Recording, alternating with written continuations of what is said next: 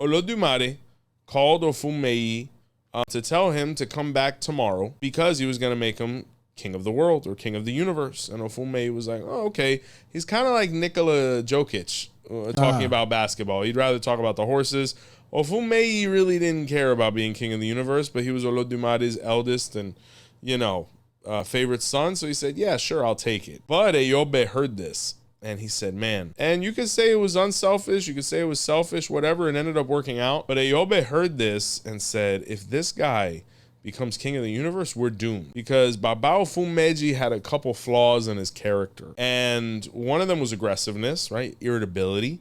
But another was a lack of punctuality. He was always late to everything, and he was a little unmotivated. And some people even said he might have had a couple habits that weren't ideal. So Eyobe realized that he had to save the universe. This is what he told himself.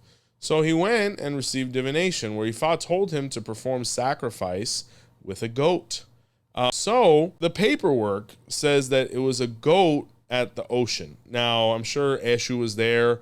Olohun possibly, or more than likely was there, definitely.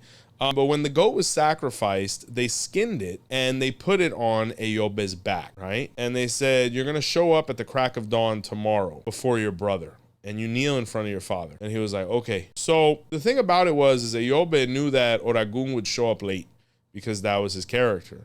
So he showed up nice and early and he kneeled in front of his father. Oh, also to mention, Olodumare was blind. Oh, so wait, how?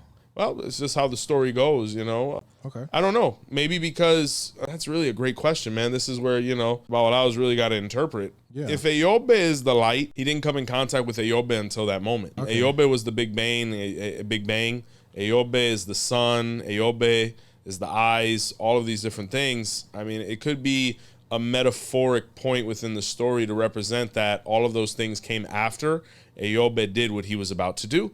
And what he did was he kneeled in front of his father and he said, Father, it is I, your son Oragun. And he said, okay, let me put my hand on your back. And the way Olodumare would recognize Oragun was from the hair on his back, because he had a hairy back, right? And when he felt the hair of the goat skin on the back of Eyobe's back, he said, this is definitely my son Oragun.